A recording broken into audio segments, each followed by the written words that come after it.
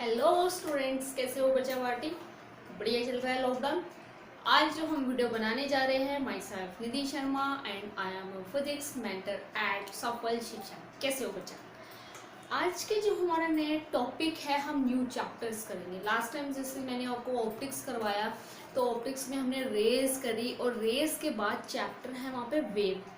अब wave chapter आपको तभी समझ में आएगा जब आप वहाँ पे वेव से रिलेटेड कुछ करोगे। यस, वेव से रिलेटेड आपको चैप्टर पता होना चाहिए। उस वेव से रिलेटेड को हम पहले चैप्टर्स को करेंगे, फिर उसके बाद हम वेव ऑप्टिक्स को अपनी कंटिन्यू करेंगे। ओके बेटा, तो हमारे पास जो आपको बोर्ड में मेंशन कर रखा है, ये चैप्टर बनता है हमारे पास।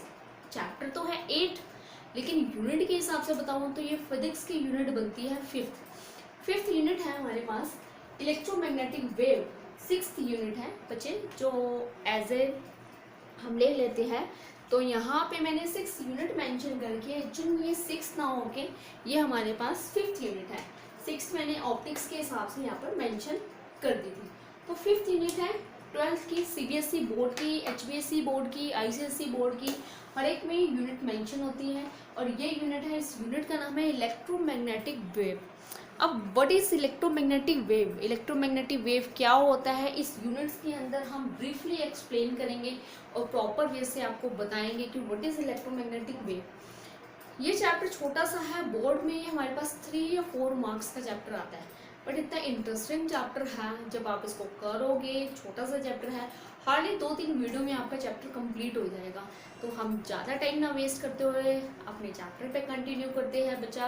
तो सबसे पहले हमारे पास जो चैप्टर स्टार्ट होता है, तो इसके अंदर हमारे पास बेसिक क्या 12th की यूनिट है, वेरी वेरी इंपॉर्टेंट। मैंने आपको बताया कि ये हमारे पास जो भी हमारे पास वेव से रिलेटेड है, जो हम करेंगे उससे रिलेटेड है। जितने भी हमारे पास आता है बच्चा, सीबीएसई बोर्ड हो गया, एचबीएसई बोर्ड हो गया, या फिर आईसीएसई, तीनों बोर्ड के लिए ये हमारे पास चैप्टर वेरी वेरी इंपॉर्टेंट है और पेपर में आएगा भी जरूर। अब इलेक्ट्रोमैग्नेटिक वेव एक्चुअल में क्या होती है, तो ब्रीफली हम उस पर एक्सप्लेन करते हैं। बच्चे देखो, 2 वर्ड से मिलके बना है ये हमारे पास। 1 word is electro and second is magnetic. Electro का मीनिंग होता है हमारे पास इलेक्ट्रिक इफेक्ट। इलेक्ट्रिक इफेक्ट जहाँ पे इलेक्ट्रिक फील्ड मिलता है, जैसे आपने फर्स्ट यूनिट की इलेक्ट्रोस्टैटिक्स, वो चार्ज से रिलेटेड है, वहाँ पे आप इलेक्ट्रिक फील्ड करते हो। इलेक्ट्रिक फील्ड एक्चुअल में क्या होता है, इलेक्ट्रिक फील्ड होता है हमारे पास F ओवर में Q। मतलब एक चार्ज जो है कितना फोर्स एक्सपीरियंस करता है, यूनिट पॉजिटिव चार्ज कितना फोर्स एक्सपीरियंस करता है, डेट इज इलेक्ट्रिक फील्ड। ये हमारे पास इलेक्ट्रिक फील्ड होता है, या इलेक्ट्रिक करंट हो गया। सेकेंड यूनिट में हम करंट इलेक्ट्रिसिटी करते हैं, वहाँ पे इलेक्ट्रिक करंट निकालते हैं। जो इलेक्ट्रिक करंट निकाले तो इट मीन्स हम उसका इलेक्ट्रिक फील्ड ही निकाल रहे हैं। अगर चार्ज मोशंस में आ गया तो फाइनली वो हमारे पास क्या बन जाता है, करंट बन जाता है। अगर करंट की फॉर्म में देखें तो हमारे पास करंट हमारे पास क्या बाय टी की फॉर्म में आता है, मतलब चार्ज पर यूनिट कि मतलब कितना चार्ज फ्लो हो रहा है एक वायर में से और विद रिस्पेक्ट टू टाइम, तो वो हमारे पास इलेक्ट्रिक करंट हो गया। तो बेसिकली ये हमारे पास इलेक्ट्रिक फील्ड, इलेक्ट्रिक इफेक्ट को मेजरमेंट करता है। अब ये जो वर्ड आया मैग्नेटिक फील्ड, जो हमारे पास आता है वो मैग्नेटिक फील्ड से रिलेट करता है। 3rd यूनिट है हमारे पास magnetic field of electric effect, but हमने पहले अगर वो किसी बच्चे ने नहीं करी हुई तो ईजिली ये भी आपको समझ में आ सकता है। कोई ज़रूरी नहीं है कि आपको ये चीज़ नहीं समझ में आएगी।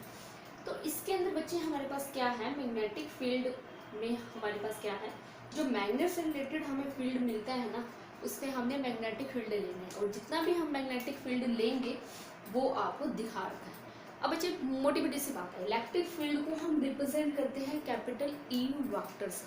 कैपिटल ई वेक्टर, यहाँ पे जो मैं एरो शो कर रहा है, एरो का मतलब होता है वेक्टर।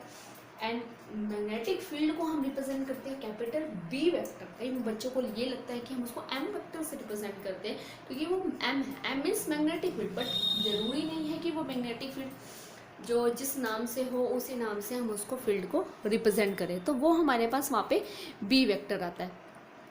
तो बेसिकली अगर देखा जाए, जहाँ पे ये दोनों फील्ड, ध्यान से सुनिए, जहाँ पे ये दोनों फील्ड परपेंडिकुलर होते हैं, electric field perpendicular to magnetic field, वहाँ पे हमारे पास इसकी वैल्यू होती है मैक्सिमम, और जहाँ पे इसकी मैक्सिमम वैल्यू होती है वहाँ से हमारे पास जो वेव प्रोड्यूस होती है वो हमारे पास होती है electromagnetic wave. Electromagnetic wave means ऐसी वेव जहाँ पे इलेक्ट्रिक वेव भी मूव कर रही है और मैग्नेटिक वेव भी मूव कर रही है, और दोनों वेव आपस में एक दूसरे के क्या है, perpendicular to each other, that is electromagnetic wave. Okay बेटा, सबसे पहले मैं आपको एज ए इंट्रोडक्शन समझाया है इलेक्ट्रोमैग्नेटिक वेव क्या होता है, उसके बारे में बताया है। ओके, क्लियर है? फटाफट इसको नोट करिए, जहाँ भी आपने नोट्स बना रहे हो फटाफट अपने बुक्स निकालिए, कॉपीज निकालिए, जहाँ पे भी आप नोट्स बना रहे हो उसको फटाफट आप नोट्स बनाएं। अब हम आते हैं इसकी प्रॉपर डेफिनेशन में, what is electromagnetic wave, definition exact क्या होती है, कैसी वेव होती है, अब हम उस चीज़ पे फोकस करते हैं। तो देखिए बेटा, बोर्ड में प्रॉपर वे से डेफिनेशन मेंशंस कर दी है, मैंने डेफिनेशन लिख दी है। इसको इलेक्ट्रोमैग्नेटिक वेव को शॉर्ट फॉर्म में हम EM वेव भी कह सकते हैं, तो मैंने बोर्ड में उसको EM वेव भी लिखा हुआ है। E means electric and M means magnetic wave. अब डेफिनेशंस को ध्यान से सुनिए और साथ के साथ इसको नोट करिए, समझिए इस डेफिनेशन को। An electromagnetic wave is a wave radiated कह दो या प्रोड्यूस कह सकते हो by an accelerated charge. Accelerated charge का मतलब है अगर एक चार्ज पार्टिकल, जिसको हम स्मॉल क्यू से लिखते हैं, अगर एक चार्ज पार्टिकल मैग्नेटिक फील्ड के अंदर मूव करता है, अब ये देखो मैंने मैग्नेटिक फील्ड बनाया, ये मैंने लाइंस बना दी है मैग्नेटिक फील्ड की, और इसको मैंने बी वेक्टर ले लिया है। अगर ये बी वेक्टर है तो मतलब ये मेरे पास क्या है, ये मेरे पास आ गया मैग्नेटिक फील्ड। ओके बेटा, अगर एक चार्ज पार्टिकल मैग्नेटिक फील्ड के अंदर एक्सेलरेट करता है या मूव करता है, एंड विच प्रोपेगेट का मतलब होता है मूव करना, विच प्रोपेगेट थ्रू स्पेस, एक स्पेस में मूव कर रहा है एज कपल्ड मीन्स दोनों, कपल्ड का मतलब होता है दो, कम से कम दो, coupled electric and magnetic field. Coupled का मतलब एक साथ इकट्ठे इलेक्ट्रिक और मैग्नेटिक फील्ड। ओसिलेटिंग का मतलब होता है ओसिलेट करना, मूव करना, जरूरी नहीं कि स्ट्रेट लाइन में वो ऐसे करके भी ओसिलेट कर सकता है। Oscillating perpendicular to each other, ऐसे मूव कर रहा है चार्ज पार्टिकल जिसके अंदर इलेक्ट्रिक और मैग्नेटिक फील्ड दोनों क्या है, इलेक्ट्रिक और मैग्नेटिक फील्ड आपस में क्या है, perpendicular to each other and to the direction of the propagation of the wave. मतलब direction of the propagation of the wave का मतलब क्या, अगर वेव की डायरेक्शन इस साइड है ना, लेफ्ट टू राइट है ना, तो इलेक्ट्रिक और मैग्नेटिक फील्ड जो है उसी डायरेक्शंस में मूव कर रहे हैं। कहने का मतलब मैग्नेटिक फील्ड की डायरेक्शन भी एक्स एक्सिस की फॉर्म में है, इलेक्ट्रिक फील्ड की डायरेक्शन भी एक्स एक्सिस की फॉर्म में है, बट दोनों fields, both fields are perpendicular to the propagations of the wave. दोनों के दोनों फील्ड आपस में परपेंडिकुलर है, और जहाँ पे जिस तरफ वो मूव कर रहे हैं वहाँ पे भी उस फील्ड के भी वहाँ पे उसमें क्या है, परपेंडिकुलर टू ईच अदर। तो उस वहाँ से जो वेव प्रोड्यूस होती है that is an electromagnetic wave, उसको हम कहते हैं इलेक्ट्रोमैग्नेटिक वेव। पेपर में जरूर आता है कि what are electromagnetic wave, how are they produce. अगर कोई आपसे पूछता है कि इलेक्ट्रोमैग्नेटिक वेव को हम कैसे प्रोड्यूस कर सकते हैं, तो सिंपल एग्जांपल देना है, N accelerated charge particle emit electromagnetic wave, या ये भी लिख सकते हो एन एक्सेलरेटेड चार्ज पार्टिकल जो है अगर मूव करता है हमारे पास मैग्नेटिक फील्ड्स के अंदर, तो वहाँ से जो वेव प्रोड्यूस होगी that is A electromagnetic wave, तो वो हमारे पास होगी इलेक्ट्रोमैग्नेटिक वेव। अब बच्चों में बनाते कैसे हैं इसको, इलेक्ट्रोमैग्नेटिक वेव को ध्यान से समझना। अब हम ड्रॉ करते हैं, पेपर में ड्रॉ करनी भी आ सकती है। अब इसको ड्रॉ करना कैसे है उसको आपने बच्चे ध्यान से समझना है कि इसको हम कैसे ड्रॉ करेंगे। 3 एक्सिस ले ली है यहाँ पर मैंने, देखो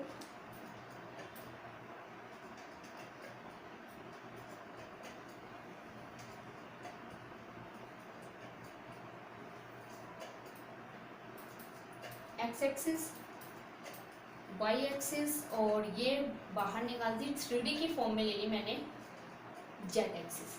अब यहाँ पे मुझे इलेक्ट्रोमैग्नेटिक बनाना भी मुझे इस ढंग से कि दोनों के दोनों फील्ड जो है एक्चुअल में वो परपेंडिकुलर लगे एक दूसरे के। ओके बेटा, ध्यान से देखिए अब इसको, इस स्टेप को। सबसे पहले मैंने एक वेव बनाई जो ऐसे मूव करेगी।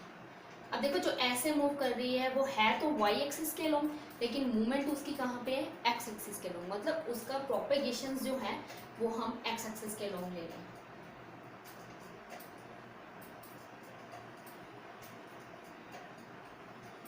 बच्चे इक्वल बनाना है, जितना ऊपर वाला गैप लिया है उतना ही नीचे वाला लेना है। ऊपर वाला पॉजिटिव होता है, नीचे वाला नेगेटिव होता है। ऊपर वाले पार्ट को हम कहते हैं क्रस्ट, नीचे वाले पार्ट को हम कहते हैं ट्रफ। अब मुझे बनानी है यहाँ पर मैग्नेटिक, जैसे ऊपर वाली जो ले ली है इसको मैंने यहाँ पे लिख दिया ई। ई मीन्स ये मेरे पास इलेक्ट्रिक फील्ड है, ये ई। अब मैंने एक और बनानी है जो मैग्नेटिक फील्ड के अकॉर्डिंग बनानी है। अब वो परपेंडिकुलर दिखानी है मुझे, देखो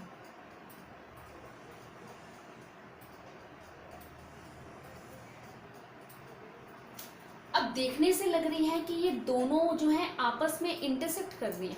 बच्चे ये इंटरसेक्ट नहीं कर रही है, इनके सिर्फ ये वाले पॉइंट कॉमन होते हैं। ये यहाँ से स्टार्ट हुआ, यहाँ पे खत्म हो गया, इसको आउटवर्ड कहेंगे और अंदर वाले को इनवर्ड कहेंगे। ये वाला जो पार्ट होता है ये आउटवर्ड है, जो अंदर वाला पार्ट है वो इनवर्ड है।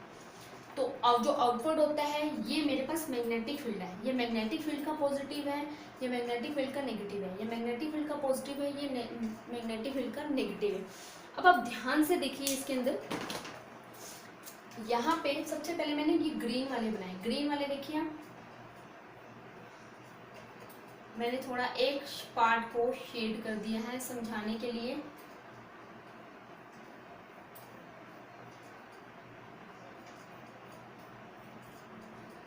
और दूसरे पार्ट को मैंने ऐसे ही बना दिया। अब आप खुद देखिए बच्चे, अगर आप दूसरे में भी बनाना चाहते हो तो दूसरे में भी बना सकते हो।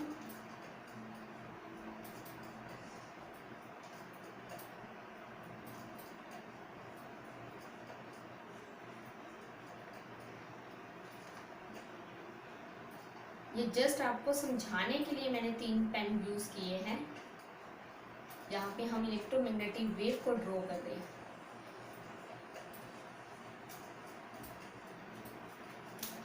जहाँ पे इलेक्ट्रिक फील्ड का पॉजिटिव है, जहाँ इलेक्ट्रिक फील्ड का पॉजिटिव स्टार्ट हो रहा है वहीं से मैग्नेटिक फील्ड का पॉजिटिव स्टार्ट हो रहा है। जहाँ पर ये पॉजिटिव खत्म हो रहा है वहीं पे मैग्नेटिक फील्ड का पॉजिटिव खत्म हो रहा है। एक्चुअल में अगर देखा जाए तो ये सिचुएशंस बन रही है बच्चे, ये। अब इस चीज को हम परपेंडिकुलर तो कहेंगे, जिसके अंदर ऊपर वाला है ई वेक्टर और ये वाला है मेरे पास बी वेक्टर। कहने का मतलब पॉजिटिव पॉजिटिव पे कोइंसाइड हो रहा है और नेगेटिव नेगेटिव पे कोइंसाइड हो रहा है। ये नीचे वाला पार्ट उसका नेगेटिव है तो वो इनवर्ड की तरफ, अंदर की तरफ शो हो रहा है। जो अंदर की तरफ शो हो रहा है तो वो भी उसका नेगेटिव है। नेगेटिव नेगेटिव पे कोइंसाइड हो रहा है, पॉजिटिव पॉजिटिव पे कोइंसाइड हो रहा है, नेगेटिव नेगेटिव पे कोइंसाइड हो रहा है। तो जहाँ पे हमें दोनों फील्ड ऐसे मिलती है, जहाँ पे ईएम वेव जो है, यहाँ पे इलेक्ट्रिक फील्ड भी है और मैग्नेटिक फील्ड भी है।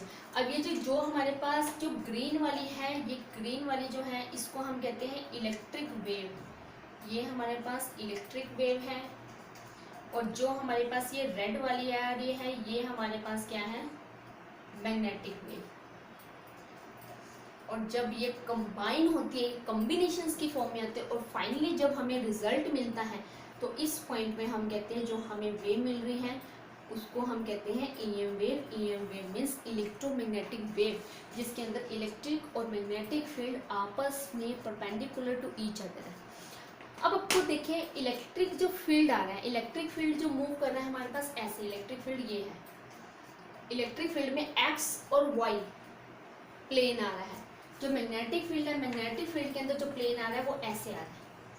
मैग्नेटिक फील्ड के अंदर z और x आ रहा है। अब दोनों फील्ड को आप देखो, चाहे इलेक्ट्रिक वेव को देखो चाहे मैग्नेटिक वेव को देखो, दोनों के दोनों वेव प्रोपेगेट तो एक ही जगह पे कर रहे हैं, मतलब दोनों के दोनों वेव सेम डायरेक्शंस में मूव कर रही है। अब आप वहाँ पे मैंने यही तो लिखवाया है, to the direction of the propagation of the wave. Propagation का मतलब होता है मूवमेंट, जो उनकी मूवमेंट है वो सेम डायरेक्शंस में है।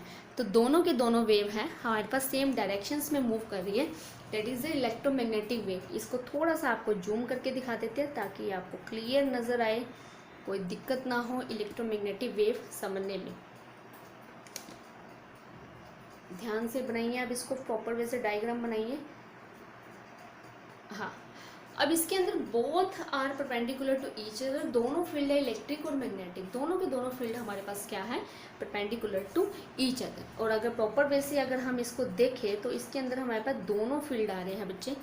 अब दोनों फील्ड के हिसाब से अगर मैं आपको बताऊँ इसके अंदर जो हमारे पास दोनों फील्ड आ रहे हैं, अगर मुझे कोई कहता है इलेक्ट्रिक फील्ड का प्रोपेगेशन किस तरफ है, इलेक्ट्रिक फील्ड का प्लेन का है, इलेक्ट्रिक फील्ड का जो प्लेन है वो एक्स वाई है। जो हमारे पास इलेक्ट्रिक फील्ड कह दो या इलेक्ट्रिक वेव, जो हमारे पास इलेक्ट्रिक वेव है उसका जो प्लेन है वो मेरे पास एक्स वाई प्लेन है। और मैग्नेटिक का जो मेरे पास प्लेन है, मैग्नेटिक वेव का जो हमारे पास प्लेन आता है वो हमारे पास एक्स और जेड प्लेन आता है। तो दोनों के अंदर हमारे पास आपको देखो एक्स कॉमन है, कहने का मतलब दोनों के दोनों फील्ड आपस में तो परपेंडिकुलर है लेकिन मूव कर रहे हैं इन सेम डायरेक्शन। इनका जो प्रोपेगेशन हो रहा है सिर्फ एक ही डायरेक्शन में हो रहा है, that is a x direction, and both are perpendicular to each other. तो इस वेव को हम कहते हैं इलेक्ट्रोमैग्नेटिक वेव। तो ब्रीफली मैंने आपको ये चीज़ समझाई है कि इलेक्ट्रोमैग्नेटिक वेव्स क्या होती है और किस तरह से हम उसको प्रॉपर वे से करती है। उसके बाद हमारे पास इलेक्ट्रोमैग्नेटिक वेव जो है इसकी प्रॉपर्टीज़ आती है। Properties of electromagnetic waves paper में जरूर आते हैं कि ये इलेक्ट्रोमैग्नेटिक वेव्स की नेचर क्या है, प्रॉपर्टीज़ क्या है, करैक्टरिस्टिक्स क्या है, फीचर्स क्या है। तो एक ही 2 नंबर का 101% वहाँ पे क्वेश्चन जरूर आता है। तो आइए अब हम करते हैं properties of electromagnetic waves, step by step उसको मेंशंस करेंगे, साथ के साथ आपने उसको नोट डाउन करना है। अब आप खुद देखिए बच्चे, बोर्ड पे मैंने कितने सारे नाम मेंशंस कर दिए, properties, nature, characteristics, importance, features. मतलब कहने का मतलब पेपर में कुछ भी आए वो आपसे इंपॉर्टेंस पूछे, करैक्टरिस्टिक पूछे, नेचर पूछे एंड प्रॉपर्टीज पूछे, कुछ भी पूछे, सब में आपने आंसर यही लिखना है। अब आपको पता है बोर्ड का पेपर है, बोर्ड में पेपर में हमारे पास कोड आते हैं, पेपर में 3-3, 4-4 सेट बने होते हैं। तो हर एक में मान लो क्वेश्चन पूछा है, किसी में करैक्टरिस्टिक पूछ लिया, किसी में उसको प्रॉपर्टीज़ कह दिया और किसी के अंदर उसको इंपॉर्टेंस कह दी।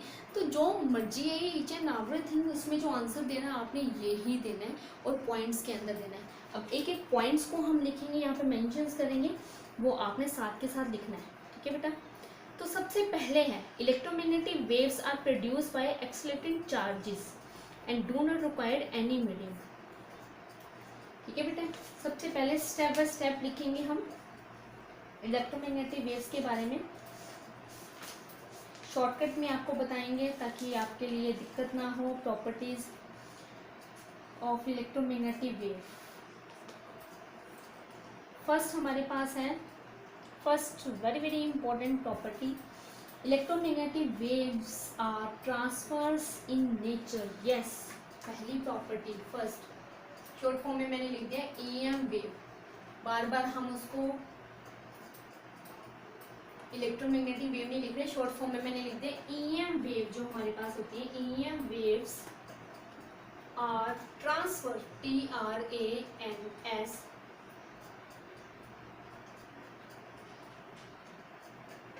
VERSE, transverse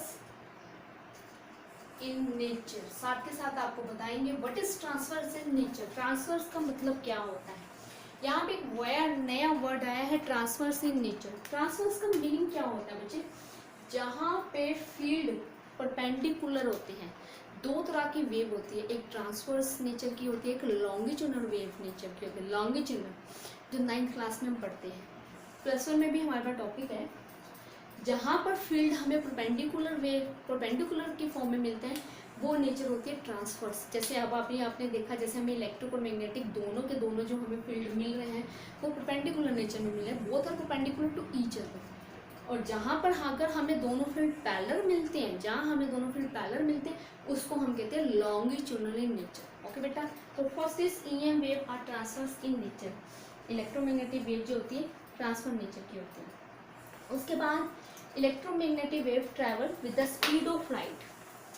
second point, EM wave are travel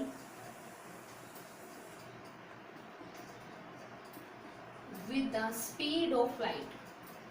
Speed of light, light की स्पीड से ट्रैवल करते हैं और लाइट की स्पीड आपको पता है क्या होती है, डेट इज लाइट की स्पीड होती है। लाइट की स्पीड को हम स्मॉल सी से डिनोट करते हैं और वो हमारे पास होती है 3 × 10⁸ मीटर पर सेकेंड। यस बेटा, सी इतनी स्पीड से मूव करती है लाइट की स्पीड 3 × 10⁸ मीटर पर सेकेंड का मतलब है एक सेकेंड के अंदर इतना डिस्टेंस वो कवर कर देती है। तो सोचो कितनी ज़्यादा स्पीड है ये हमारे लिए। ओके, क्लियर है? ठीक है, तो ये लाइट की स्पीड से ट्रैवल करती है और जो भी चीज़ें लाइट की स्पीड से ट्रैवल करती है, ध्यान से सुने, जो भी चीज़ें, कहने का मतलब कोई भी पार्टिकल्स, कोई भी वेव, जो भी चीज़ हमारे पास लाइट की स्पीड से ट्रैवल करती है, उसको प्रोपेगेट करने के लिए, मूवमेंट के लिए किसी भी मीडियम की ज़रूरत नहीं पड़ती। यस, जैसे आपको मेरी साउंड सुनाई दे रही है, रीज़न क्या है, हमें क्लासरूम में है, क्लासरूम में बच्चे बैठे हुए हैं और एक टीचर बोल रहे हैं, आपको मेरी साउंड सुनाई दे रही है, वो सिर्फ इसी वजह से सुनाई दे रही है क्योंकि हमारे बीच में एक मीडियम है, वो एयर है। विदाउट एयर मेरी साउंड ट्रैवल नहीं कर सकती, मेरी साउंड प्रोपेगेट नहीं कर सकती, उसको मीडियम की ज़रूरत है और मीडियम हमारे बीच में है एयर। बट जो लाइट की स्पीड से ट्रैवल करते हैं तो उनको मीडियम की ज़रूरत नहीं पड़ती। तो सिंपल तीसरा पॉइंट यहीं पे आ गया, they do not required any medium for their propagations. Okay बेटा, तो थर्ड पॉइंट हमने यहाँ से ही निकाल दिया, दे do not required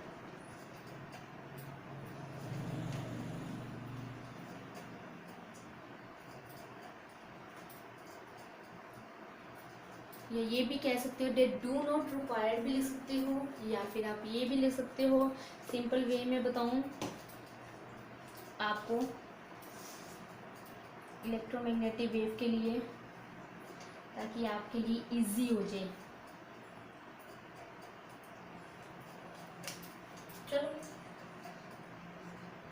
they do not required any medium, कोई भी मीडियम की इनको ज़रूरत नहीं पड़ती, any medium for there propagation, for their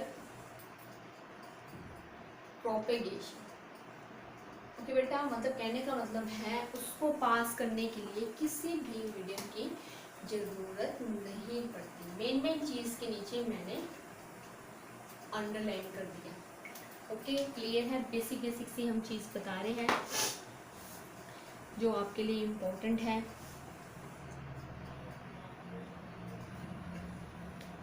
उसके बाद अभी आपने देखा इसके अंदर इलेक्ट्रिक और मैग्नेटिक फील्ड क्या होते हैं, आपस में क्या होते हैं, परपेंडिकुलर टू ईच अदर। ठीक है बेटा, जो परपेंडिकुलर टू ईच अदर होते हैं और दोनों का ऑसिलेशन का होता है सेम डायरेक्शन में। तो एक पॉइंट और ही बन गया, the oscillation of E vector and B vector field are in same phase. मतलब इनकी जो मूवमेंट होती है, जैसे अभी आपने देखा कि वो एक्स एक्सिस के अलोंग मूव कर रहे हैं, तो आप एक पॉइंट और बना सकते हो। यहीं पे देखो, द ऑसिलेशंस ऑफ, ऑसिलेशंस का मतलब होता है movement, the oscillations of E vector means electric, and B vector field लिख दिया, दोनों के लिख दिया फील्ड्स, दोनों के लिए मैंने इकट्ठा लिख दिया, fields are in same phase. Phase लिख लो, फेस का मतलब होता है बच्चे एंगल, सेम डायरेक्शन लिख लो, एक ही बात है, कोई दिक्कत नहीं है। ठीक है, जो मेन चीज़ है उसके नीचे मैंने अंडरलाइन किया है। उसके बाद 2 मार्क्स का आता है क्वेश्चंस, 101% आपको मिलेगा ही मिलेगा, 101%। तो ये हमारे पास वेरी इम्पोर्टेंट है और ये हमारे पास हार्डली 2 मार्क्स का क्वेश्चंस बनेगा ही बनेगा, बोर्ड में आता ही आता है। 2 का भी आ सकता है, 3 का भी आ सकता है, तो एटलीस्ट हमें 4, 5, 6 उसके पॉइंट्स पता होने चाहिए उसके बारे में, तो हम तभी उसके बारे में सारे इसके पॉइंट्स लिख रहे हैं। ठीक है, उसके बाद हमारे पास 5th पॉइंट आता है इसका, और लिख लेते हैं, electromagnetic wave are not deflected by electric and magnetic. जो भी चीज़ें हमारे पास लाइट की स्पीड से ट्रैवल करती हैं तो उस पर किसी भी फील्ड का इफेक्ट नहीं पड़ता। मान लो इलेक्ट्रोमैग्नेटिक फील्ड को अगर मैं इलेक्ट्रिक इलेक्ट्रोमैग्नेटिक वेव को अगर मैं इलेक्ट्रिक फील्ड में पास कर दूँ तो इलेक्ट्रिक फील्ड उसको बिल्कुल भी डिफ्लेक्ट नहीं कर सकता। डिफ्लेक्ट करने का मतलब उसको ज़रा सा भी इफेक्ट नहीं पड़ेगा, वो एकदम चीर के निकल जाएगी, वो पास कर जाएगी और वो बिल्कुल भी ज़रा से बेंड भी नहीं होगी, मुड़ेगी भी। या मैं उसको मैग्नेटिक फील्ड में से पास कर दूँ तब भी उस पर कोई इफेक्ट नहीं पड़ेगा। क्यों? क्योंकि इसके अंदर इलेक्ट्रिक और मैग्नेटिक फील्ड दोनों हैं। तो एक और पॉइंट बन गया, electromagnetic wave are not deflected by electric and magnetic field. आप सिंपल लिख सकती हो, EM waves are not deflected by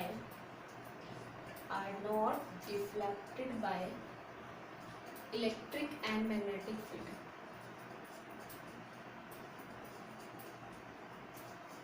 Electric and magnetic fields, ठीक है। तो मतलब कहने का मतलब है उन्हें किसी भी तरह का इफेक्ट नहीं पड़ता। तो यहाँ पे मैंने लिख दिया not deflected by electric and magnetic field.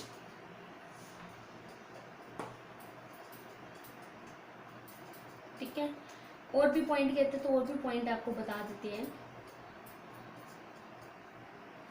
अगर हम इसका एम्पलीट्यूड निकालें इलेक्ट्रिक मैग्नेटिक फील्ड का, ये वेरी वेरी इंपॉर्टेंट पॉइंट है जो मैंने आपको बेसिक बताए हैं। The amplitude ratio of electric and magnetic field is, अगर एम्पलीट्यूड रेशियो निकाले हमने, देखो amplitude, the amplitude ratio of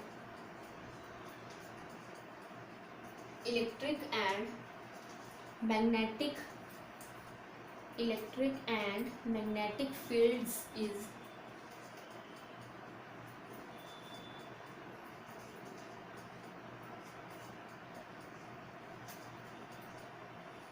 जो एम्पलीट्यूड रेशियो होगा हमारे पास इज, वो होता है हमारे पास E0 B0 is equal to C.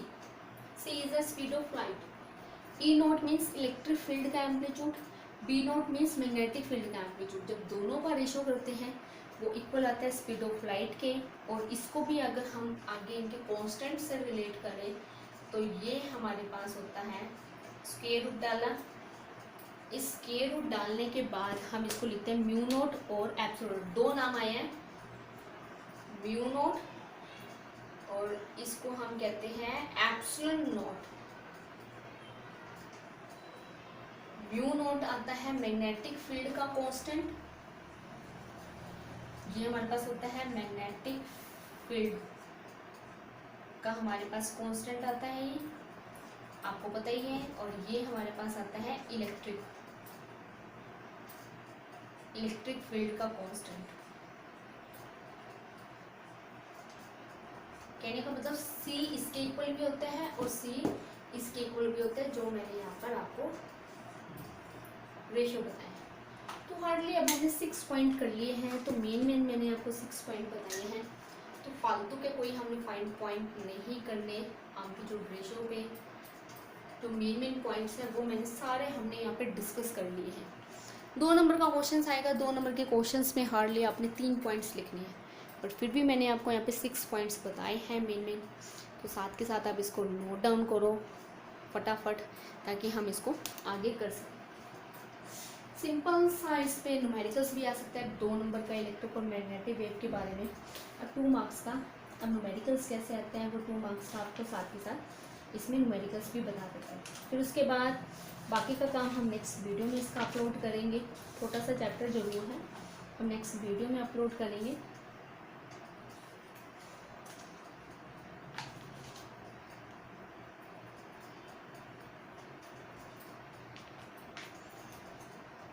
ठीक है बेटा, अब एक न्यूमेरिकल कर लेते हैं जिसके अंदर हमें सिंपल वैल्यू निकालनी आपको बता देती हैं। 2 मार्क्स के यहाँ पे न्यूमेरिकल्स भी आ जाता है, ताकि किसी भी बच्चे को कोई दिक्कत ना। एक फॉर्मूला है, इसके ऊपर भी न्यूमेरिकल आ सकता है, और बेसिकली 2 मार्क्स का क्वेश्चन आते हैं। ठीक है, चलिए आइए फटाफट अब इसको नोट करिए। नेक्स्ट हम इसका न्यूमेरिकल्स करते हैं जो बोर्ड में भी आते हैं 2 नंबर का। 3 नंबर की तो हमारे पास बेसिकली ये यूनिट है, तो इसमें लंबा चौड़ा कुछ ऐसा है नहीं, छोटा सा ही है। तो अब देखिए, अब जो बेसिक न्यूमेरिकल्स आता है इसके ऊपर, अब वो बेसिक न्यूमेरिकल्स क्या है अब हम उसको करते हैं। ओके बेटा, अब बच्चे बोर्ड पे देखिए, आपको 2 स्टेटमेंट न्यूमेरिकल की बेस्ड हम कर रहे हैं। 2 स्टेटमेंट आपको रिप्रेजेंट कर रखी है, एक ब्लैक पेन से, एक ब्लैक मार्कर से एंड एक ब्लू मार्कर से। दोनों ही वेरी इजी है, 2 मार्क्स का। मैंने कहा था 3 नंबर का आता है। 3 नंबर में ऐसे भी हो सकता है 2 नंबर का न्यूमेरिकल आ गया, 1 नंबर का कुछ पूछ लिया, या पूरा क्वेश्चन ही 3 नंबर का आ गया, या 1 नंबर का 1 नंबर का न्यूमेरिकल आ गया छोटा सा, जैसे ये 1 या 2 नंबर में आ सकता है। और 2 मार्क्स में कुछ जैसे प्रॉपर्टीज पूछ ली, या what is electromagnetic wave, draw it, ऐसा वैसा क्वेश्चन आ सकता है।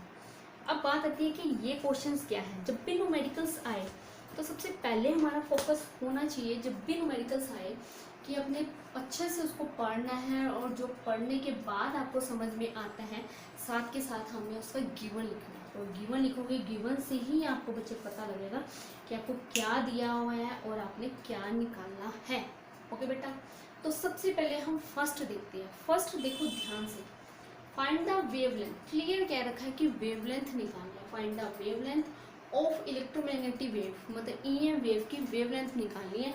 एंड ऑफ फ्रीक्वेंसी, हमें सिर्फ एक चीज़ गिवन है, हमें उसकी फ्रीक्वेंसी दे रखी है। तो सिंपल सा क्वेश्चन है, 1 नंबर का। इन फ्री स्पेस, फ्री से स्पेस का मतलब होता है इन एयर एयर लिख दो, एयर लिख दो, या फ्री स्पेस लिख दो, एक ही बात है। ओके बेटा, तो बिल्कुल सिंपल आपने निकालना है, तो हम इसको सिंपल वे में ही निकालेंगे। इसका हम सॉल्यूशंस लिख रहे हैं रेड पेन से। देखो, सबसे पहले मैंने लिया सॉल्यूशंस हम ले रहे हैं फर्स्ट का। सबसे पहले जो मुझे गिवन है, मैंने गिवन लिखा, क्योंकि बोर्ड में अगर नंबर लेने हैं तो बच्चे सजा सजा के लिखना पड़ेगा। फ्रीक्वेंसी को जो हम रिप्रेजेंट करते हैं उसका सिंबल ये होता है, जिसको हम कहते हैं न्यू। तो जो फ्रीक्वेंसी है वो 5 × 10⁻19 हर्ट्ज है। एच जेड का मतलब होता है हर्ट्ज। और हमने निकालना क्या है, वेवलेंथ। वेवलेंथ का सिंबल होता है ये, जिसको हम कहते हैं लैम्डा। लैम्डा को मैंने क्वेश्चन मार्क डाल दिया। ओके बेटा, अब मेरे पास मुझे सिर्फ एक ही फॉर्मूला पता है जिसके अंदर फ्रीक्वेंसी और वेवलेंथ का रिलेशन है, वो मैंने फॉर्मूला लगाया। फॉर्मूला हमारे पास फ्रीक्वेंसी और वेवलेंथ का जो हमारे पास आता है वो आता है wavelength is equal to c by nu. आपको सबको पता है, हम 6, 7, 8 क्लास में भी करते हैं, 9th में भी करते हैं, 10th में भी करते हैं। ये सबसे छोटा रिलेशन है वेवलेंथ का फ्रीक्वेंसी के साथ, जिसमें सी क्या है, C is a speed of light. अभी आपको बताया था स्पीड ऑफ लाइट क्या होती है। अगर आपको गिवन नहीं दे रखी तो आपने इसको अपने आप लिखनी है। ओके, क्लियर है। तो चलिए अब देखो, सी की वैल्यू आपको पता ही है हमारे पास क्या होती है। सी होती है 3 × 10⁸ मीटर पर सेकेंड स्क्वेयर। और फ्रिक्वेंसी आपको दे रखी है 5 × 10⁻19। सबसे पहले आपने क्या करना है बच्चे, पावर को सॉल्व करना है। सारी पावर एक जगह कर लो, उसके बाद आप इसको क्या कर दो, डिवाइड कर दो। अब आप खुद देखो, अगर मैं इसको डिवाइड करूँ, डिवाइड करने के बाद बच्चे ये 0.6 बनेगा। 3 को 5 से डिवाइड करूँ तो 0.6 बनेगा। और ये मैं पावर को जब ऊपर ले जाऊँ तो 10 की पावर ऊपर प्लस की है, नीचे प्लस के, जब ऊपर जाके हो जाएगी माइनस की, तो मतलब 10 की पावर 8 - 19 बनेगी। तो 19 में से 8 माइनस करेंगे तो सोल्व आउट करके, सारी चीज़ सोल्व आउट करके जो हमारे पास बनता है, क्वेश्चन सॉल्व करके हमारे पास आएगा 6 × 10⁻12 -12 आएगा। 6 × 10⁻12। एक जो पॉइंट बच रहा है, जो यहाँ पे एक पॉइंट बच रहा है 0.6 था, उसको भी मैंने पावर में एडजस्ट कर दिया।